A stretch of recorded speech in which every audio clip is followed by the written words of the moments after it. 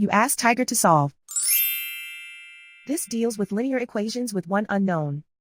The final result is x equals 5 over 12. Let's solve it step by step. Group all constants on the right side of the equation. Subtract 25 from both sides. Group like terms. Simplify the arithmetic.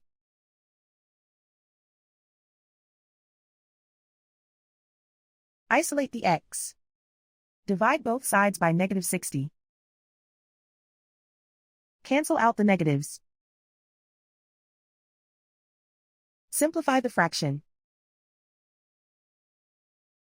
Cancel out the negatives. Find the greatest common factor of the numerator and denominator. Factor out and cancel the greatest common factor. And so the final result is x equals 5 over 12.